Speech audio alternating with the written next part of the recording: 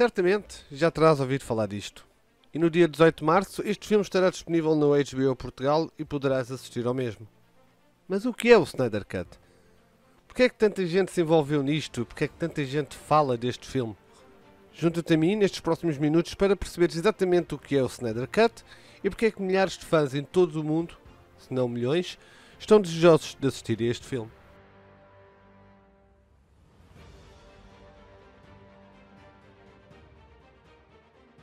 Para percebermos o que é o Snyder Cut, primeiro temos que recuar ao ano de 2016, com o lançamento do filme Batman v Super-Homem, o Despertar da Justiça.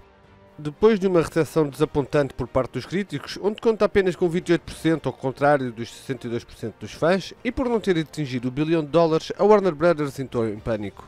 Considerando que era apenas o segundo filme do seu universo cinemático, e tendo sido o anterior 3 anos antes, o filme ainda fez uns bons 873 milhões de dólares. Uma coisa que também contribuiu para a fraca recepção foi o fato do estúdio ter cortado meia hora de filme na versão dos cinemas.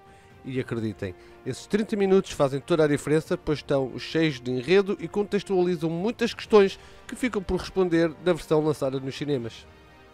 Mas a Warner Bros. Quis mais. Para além de querer que o filme atingisse a marca do bilhão de dólares, o estúdio começou a dar ouvidos a bloggers e a críticos que esperavam um filme, digamos, mais leve, menos pesado. Um filme mais marvelizado, por assim dizer. Diane Nelson, ex-presidente da DC Films, disse recentemente que o filme não correspondeu ao que muita gente esperava das personagens e que esta expectativa terá sido prejudicial ao filme em vez de o visualizarem pelo que ele é. Deborah Snyder também subscreve isto, adicionando que muita gente, por gostar tanto das personagens, terão tido alguma dificuldade em abraçar uma nova abordagem. Com o guião da Liga da Justiça já escrito, começaram a impor ao realizador Zack Snyder e ao galardoado argumentista Chris Terrio alterações. E, compreensivelmente, eles fizeram algumas devido à insegurança que o filme trouxe e pelo caminho que eles queriam tomar.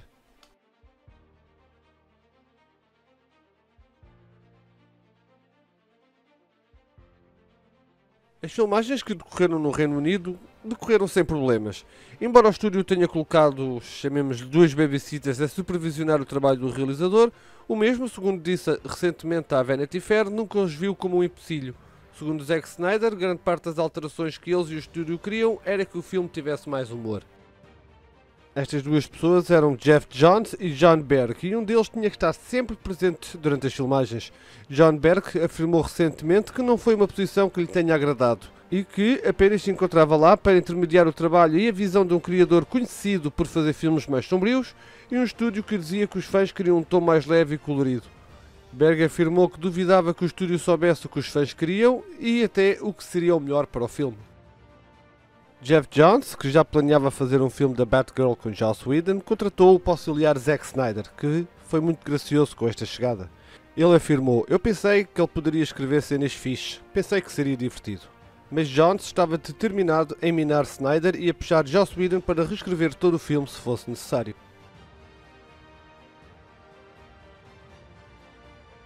Foi durante a pós-produção que a pressão do estúdio aumentou. Kevin Tsujihara, CEO da Warner Bros., queria que o filme tivesse apenas 2 horas, coisa que para Snyder era difícil de realizar, devido à quantidade de personagens e de história necessária para desenvolver as mesmas, bem como o resto do filme. E neste momento, em que a pressão era cada vez maior, que a tragédia assolou a família Snyder. A filha Autumn, que sofria de depressão, decidiu pôr termo à sua vida. Ainda assim, o realizador e a sua esposa Deborah, que era a produtora do filme, decidiram manter os pés no barco da Liga da Justiça até ao momento em que ele decidiu sair da produção do filme e se focar na família 2 meses depois. No artigo da Vanity Fair, Zack e Deborah falam sobre a sua filha e as conversas que tinham.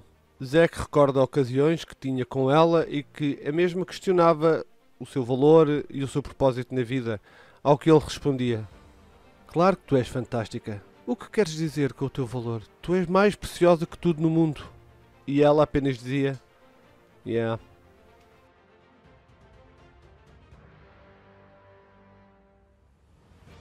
E foi então que a Warner Bros., que nem abutres, se aproveitaram da saída do realizador. Com Joss Whedon contratado, este ficou encarregado de reescrever todo o filme de acordo com os desejos do estúdio. Este criador ia mais ao desejo da Warner Brothers e ajudava ao fato de ser o criador de séries famosas como Buffy, a Caçadora de Vampiros, a série Serenity e até os 2 primeiros filmes dos Avengers no universo cinemático da Marvel. As regravações mudaram todo o tom do filme, enredo, desenvolvimento de personagens e praticamente ignorou tudo o que vinha a ser construído desde o Man of Steel. É igualmente triste o Mustache Gate, ou seja, quando o Henry Cavill foi chamado para as novas gravações, ele estava a fazer o filme da Missão Impossível e não podia cortar o bigode. Isto até estava especificado no seu contrato. Portanto, a Warner Brothers teve que remover os mesmos digitalmente, obtendo estes resultados assustadores. Can we ask you some questions? It's for our podcast. Well, in that case, How many people that you saved have you saved? Never mind. Does your thing really stand for hope? Yes, it does. But it looks like an S. Yes, it's meant to. It's meant to wind like a river. It comes and goes.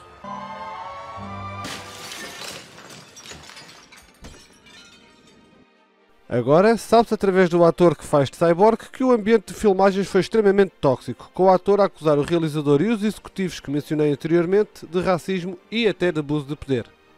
Gal Gadot, do que se sabe, também teve problemas com o Joss Whedon e uma vez que ela tinha a vantagem de já ter nome na indústria e o seu filme da Mulher Maravilha foi um enorme sucesso, ela queixou-se a instâncias superiores e do que veio ao lume todos a apoiaram.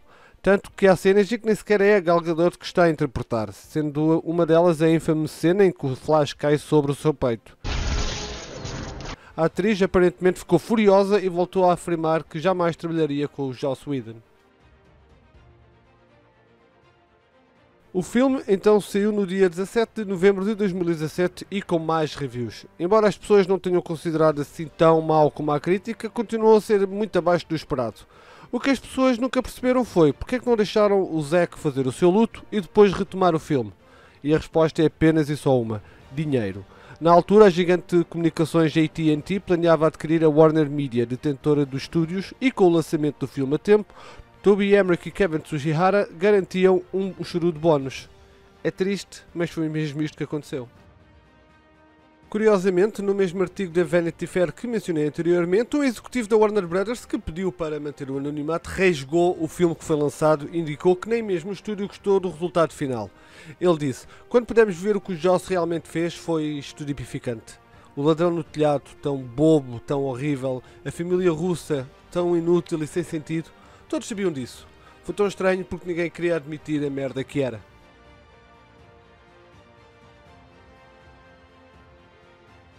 Depois do filme ter sido lançado, muitas pessoas mais atentas à arte cinematográfica começaram a notar que o filme que nos foi dado nada tinha a ver com o anterior trabalho do Snyder.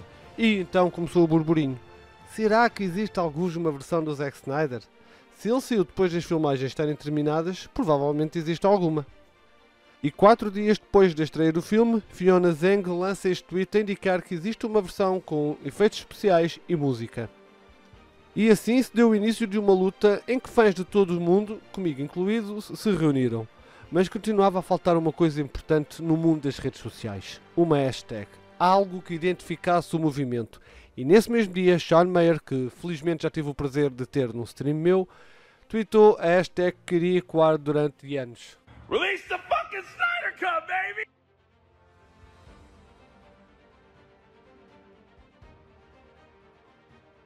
O que não faltou foi imaginação aos fãs. Desde posters, eventos de solidariedade, arte digital, este fandom está carregado de gente criativa, mas a internet não chega para se chegar ao maior número de pessoas possível.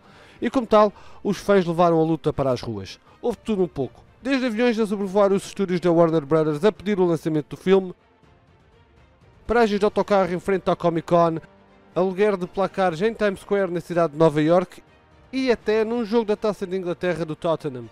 As pessoas foram e ainda são incansáveis no apoio a todos que fizeram parte do filme.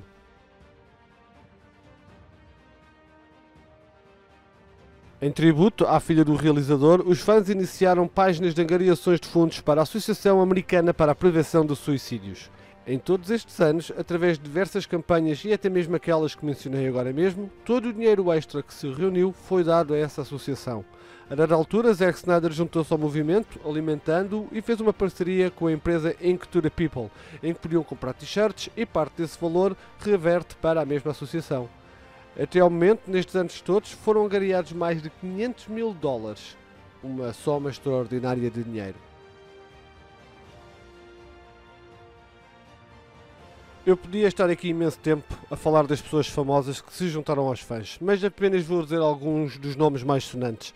Rob Liefeld, o criador do Deadpool, Kevin Smith, realizador, Clay Enos, fotógrafo, Fabian Wagner, diretor de fotografia, Ray Fisher, o cyborg, que sempre prestou o seu apoio a Zack Snyder, e até o grande Jason Momoa.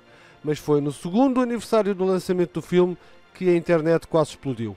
No dia 19 de novembro de 2019 foi o dia em que os fãs se voltaram a juntar e a lançar a release da Snyder Cut para que a Warner Bros. Soubesse bem o que milhares de pessoas queriam. Zack Snyder até então continuava a alimentar os fãs com a publicação de imagens na rede social Vero e com a conferência SnyderCon, em que falou de alguns aspectos do filme e nesse dia voltou a publicar imagens. Mas foi quando duas certas pessoas fizeram um simples tweet que tudo rebentou. Gal Gadot e Ben Affleck juntaram-se e posso-vos dizer, o hype era real e a felicidade também. E voltámos a ter esperança.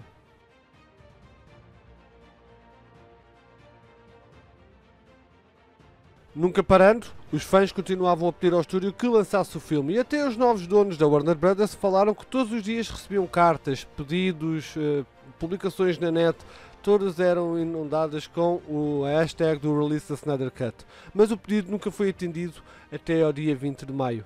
O realizador, após uma sessão em que assistia ao Batman v Superman e comentava o mesmo, no final respondeu às perguntas dos fãs na companhia da sua esposa e do super-homem Henry Cavill.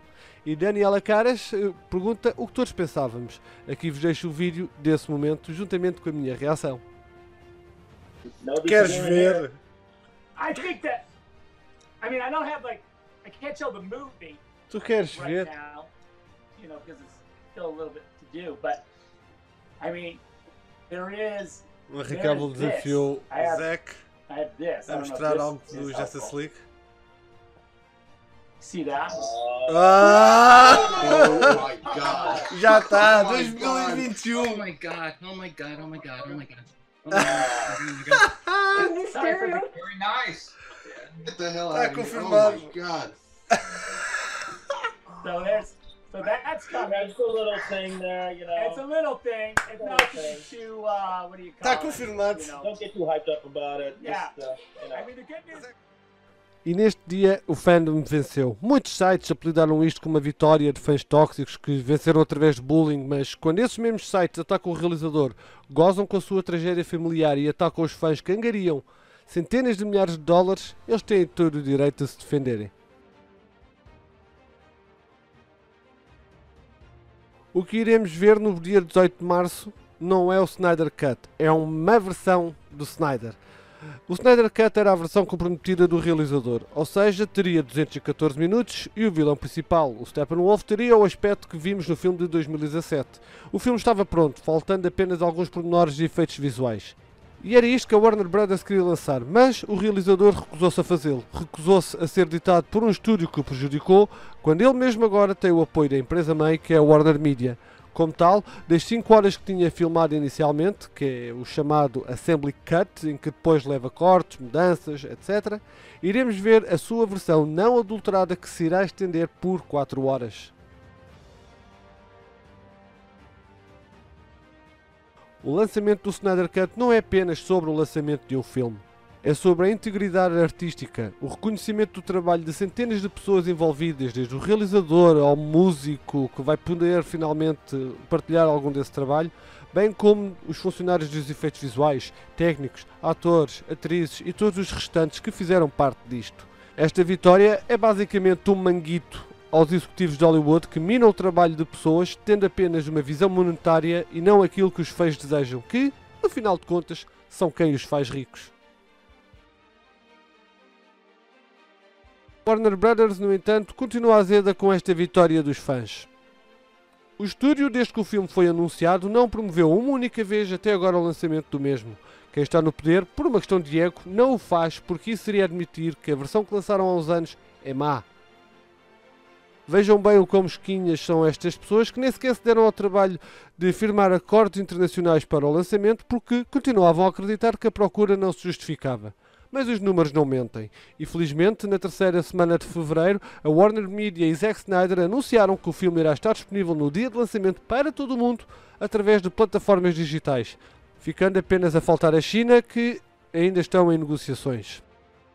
É por isto que tu que estás a ver este vídeo és importante. Está nas nossas mãos fazer deste filme um sucesso e dizer de uma vez por todas que o mais importante são os fãs e não os milionários que apenas querem fazer dinheiro à custa do trabalho de centenas de pessoas e de personagens icónicas que fizeram parte do nosso crescimento. Apoia a Liga da Justiça de Zack Snyder e assiste no dia 18 de março a partir das 7 da manhã no HBO Portugal. I don't care how many demons he's fought and how many hells. He's never fought us. Not us united.